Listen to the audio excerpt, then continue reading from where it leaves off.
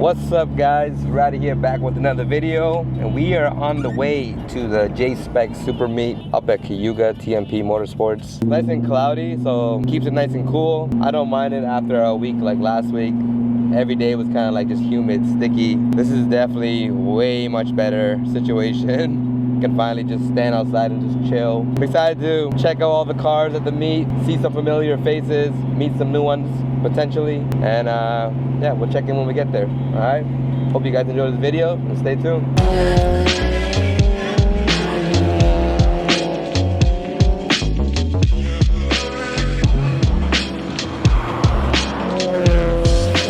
The Mariucci Lambo goes hard, bro. This thing's crazy.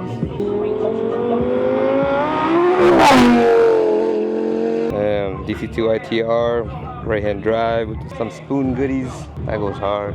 Are you guys the only one with spec sheets on your car? No, I don't know. Oh yeah? I told everyone to put the spec sheet on, or not spec sheet, it's a judge sheet. Oh, that's the judge sheet? Yeah. So that way, if they don't have it, that means it's either you need to register or your car's already been judged. Oh, okay. This guy got both cars out today, yeah? Hey, bro.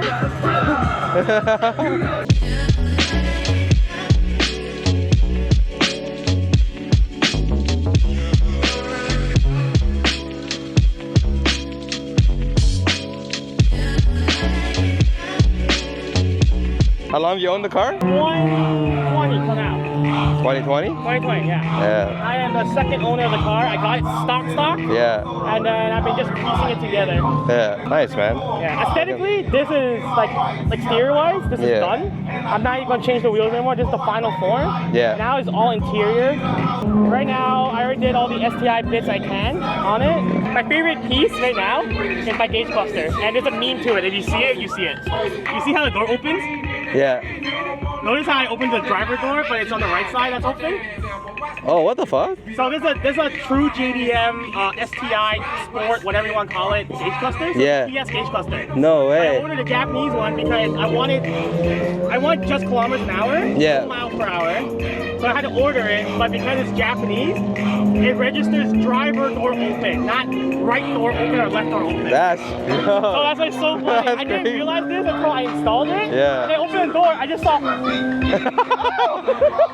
Like if you didn't say that, I was like, I would have been like, wait a second, I probably wouldn't even include in yet, you know what I mean? Yeah, like I try to do as much of the STI bits as I can. Yeah. Basically, make this into the STI Sport. That's sick. Because I went to the distance of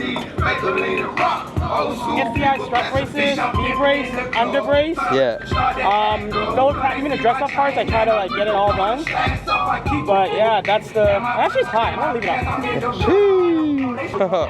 The ARC box though, yo. Damn. Yeah. This is funny as fuck too because I didn't realize that 3/8 pneumatic and 3/8 hydraulic fittings aren't the same sizes. So I had to go and find a 3/8 hydraulic fitting to make this fit. Yeah. So that I can have my oil attachment system connect to the actual intake pipe. Yeah, so I tried to be cheap. I went to Home Depot, but it was for refrigerators. And it's like, it's not the same, it's too big. And then I had to go to Napa, and they're like, oh, here's this is for airline, this should fit. Fits perfectly, that's why there's no clamps here. This clamp came originally with this, and I just kept it. Just like, you know what? Doesn't hurt to have extra clamping. It was so stupid. I was like, I got a 3/8. I need a 3/8 fitting. I got it, but it's not 3/8 pneumatic. It's 3/8 hydraulic, so it doesn't fit properly. Wow. So the car is like a lot of things combined into one. Yeah, but you made it work, you know? Yeah. So that's good. That's how it is. It doesn't matter like what you do, it's just making it work any way you can. It's just the most important thing, right? And, So I'm just glad that like I met Gideon actually because he looked at this car. It's like reminds me of his FRS. Yeah. And then he's like, oh shit, this tastefully done. Cause he saw the STI bars, the ARC intake, and all that. And then that's how we became friends. And then we even did a shoot together, like out like in the middle of nowhere. That's sick. And now we're completely like just like super anal stuff. Now it's like, yo, if it's not this, we don't want it. Oh man, the car scene, you know? It's always fun, always interesting. There's always a story about the car, you know what I mean? Yeah. Like, I did the clutch recently, and then I put a lightweight flywheel on it. Yeah. And so it was meant for a TRD 86 or FRS. Obviously, BRZs and 86 are the same, but in the back of my head, I'm always going like, I hope this is compatible. You know what? It has to be. It's the same engine. Why wouldn't it be? And I was like, as I'm installing it with this girl, I took it apart. Yeah. He helped me install it, and I was like, please fit, please fit, please fit, please fit, please fit. If it didn't fit, I don't know what to do. I wouldn't know what to do. And the thing is, like, when you buy like parts from Japan, like that's like always the worrisome, right? It's like, fuck, will it fit? Because I always want shit from Japan for my 350, but like I'm always wondering, like, is it gonna be flipped the opposite way? Is the bracket gonna be this way or that way? Because it's, you know, the fucking right-hand drive is like, so I'm like always like scared to like order something that's like from Japan, not knowing if it's gonna fit or not, right? I'm having an issue right now because this is a USDM car. Yeah. There is a STI rear draw stiffener that attaches to the rear of the chassis. Yeah. And it basically connects to where the rebar is. Because this car is USDM, the rebar is actually a different size. Yeah. So in order for me to buy that part, I either have to A, completely remove the rebar and put that bar in, which kind of makes it redundant. Yeah. Or I cut it so that I can fit that bar in, but now I have twice the amount of stiffness and reinforcement that I never really needed. Yeah. I just wanted to help improve the car. And I don't know if doubling it up makes it make sense. So now I'm kind of on the fence about it. Where'd you get that cluster anyway? I ordered it from Japan. Japan? I had to connect. So he deals a lot of import stuff. Yeah. G-Zox actually. Oh, okay. So I told him, hey, I need the STI Sport gauge cluster from the 2018 model year. Very specific. And ironically, or fortunately I should say, he had a friend that had an STI Sport in Japan. So we had to run his VIN to order the gauge cluster and then import it into here. So that's how complicated it got. Holy fuck. It wasn't a catalog option. The bars and everything, that's a catalog option. But the cluster is not a catalog option. Oh shit. So you gotta go through like a lot of fucking loopholes to try to get that shit, you know what I mean? Even like, there was another part, I'm trying to remember what else I ordered. Even the TRD5 was way more simpler. Yeah. But you would think that in Japan, like Canada, we have TRD stuff. You would think that there's a TRD or Gazoo Racing support for the Day6, but apparently we don't. So I had to get him actually to like, he's like, I can try to get TRD parts, I should be able to. Yeah. I gave him the part number, it came back as nothing. And then I had to go and order from Japan, Toyota Japan directly to get my flywheel. Holy fuck. My shifter knob was a similar situation. It wasn't until the 2024 TS model where it came with that specific shift knob. It was always a JDM optional shift knob you can get for the car. And at that time when I ordered it, the TS didn't come out yet. So I also had to go and get the Japanese part number, send it to my guy G-Zox to go like, hey, I need this specific part number. It was a bit of a hurdle, but now it's like, it is what it is. It's rewarding at the end, you know? It is, because rewarding. Like, I'm not the only one with these like racing and stuff. Yeah. I'm pretty sure there's someone else that has it. Yeah. But the reward of actually being part of it, like getting it and then installing it, and seeing your vision come to fruition, that's what's getting me going right now. Definitely, I agree. The full like Amuse kit? Besides the wing. Just the wing, right? Yeah, so front bumpers, side fenders, side skirts, over fenders in the rear, a rear bumper. It's not even a rear bumper, it's like a rear bumper attachment that sits over the OEM. Oh. Yeah, so. But the Muse had a wing that's kind of like a. It looks like, bodyline style, right? Yeah, it looks like that style, the bodyline style. But you know, like I said, like I love that time attack look, right? So I was like, I needed the GT look, you know? I'm gonna remove the Nismo. I'm gonna put Superleggera there now. Yeah, so I'm gonna put the Superleggera there. I'm gonna put the Superleggera on the fender, because on the Tokyo Auto Salon one, that's where they put all the stickers. So, give me a lesson on that. Why do you want to put a Superleggera badge? Yeah. What makes it a Superleggera? I don't know the full story about why they like labeled it as Superleggera.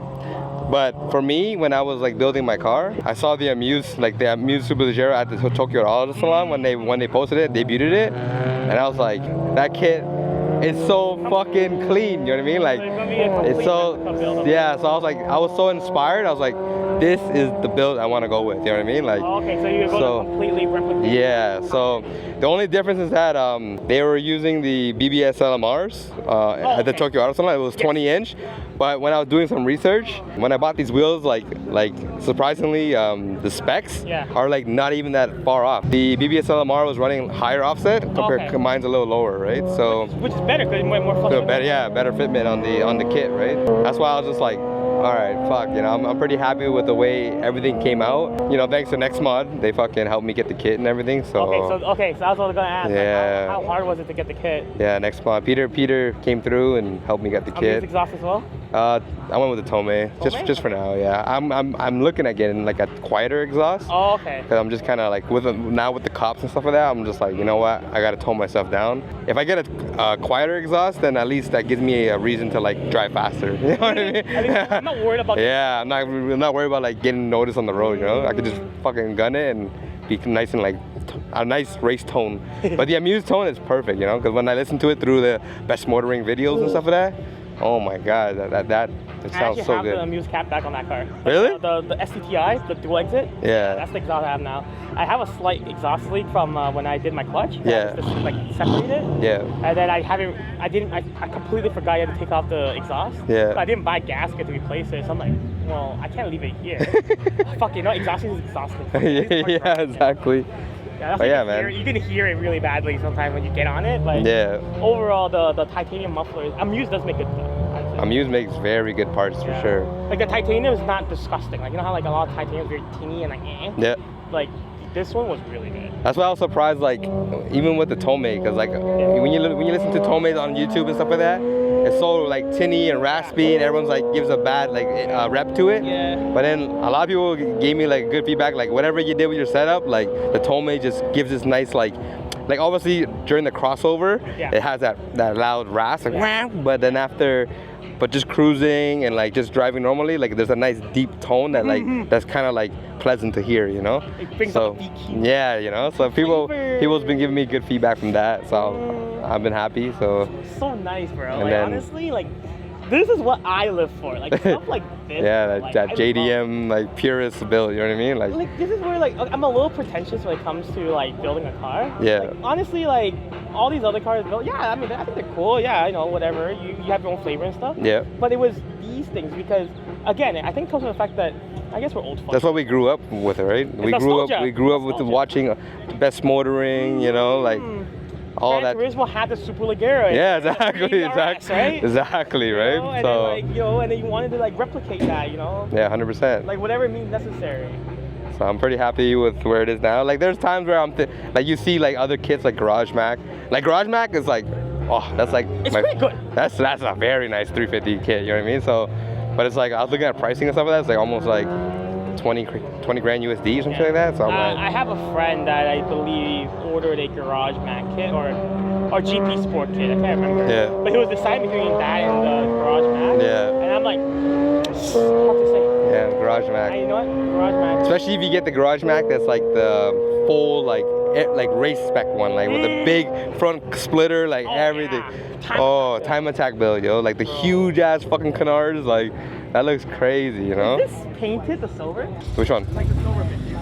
Or the gray bits. Oh, the gray bits? Yeah, it's painted, yeah.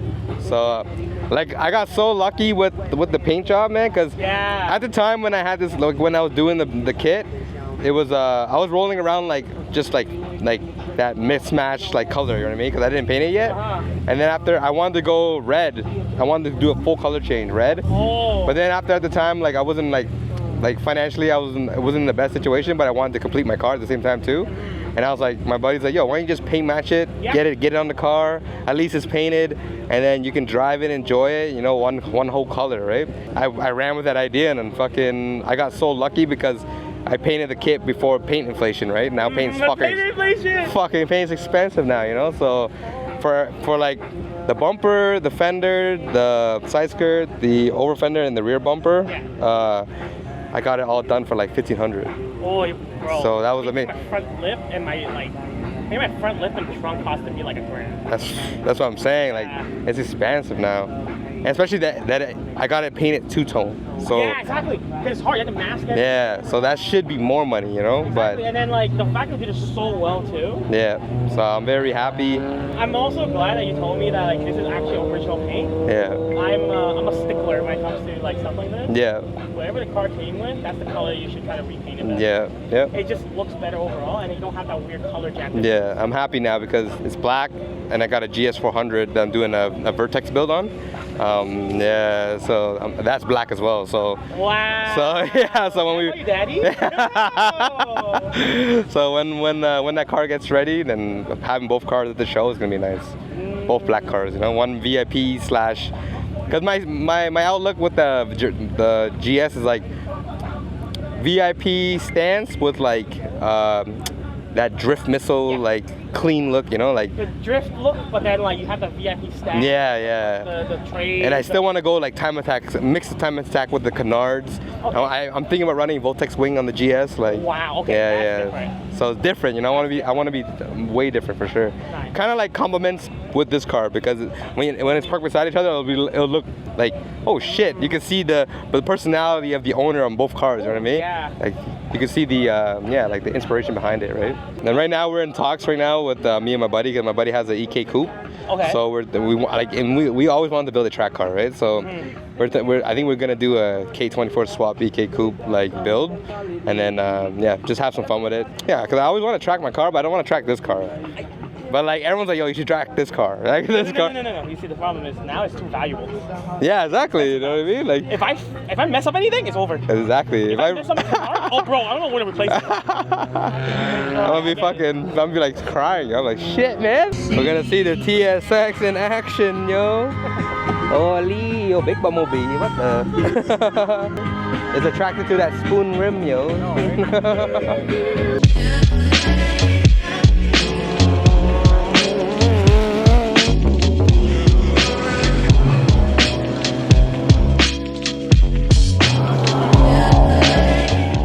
But yo, Tacoma J-Spec Award, top 10. Let's go. Jeez. So I'm just leaving the J-Spec meet now. Gonna head over to Herman's place. It's his birthday, so he's having a little gathering. We're gonna just hang out, chill. But I hope you guys enjoyed this video. I had a great time at J-Spec Super Meet. It was fun to meet some new people as usual, and see some familiar faces as well. You guys know what to do. Hit the like button, helps with the algorithm. And subscribe to the channel if you want to see more content like this. But I'll see you guys in the next video, alright? Peace!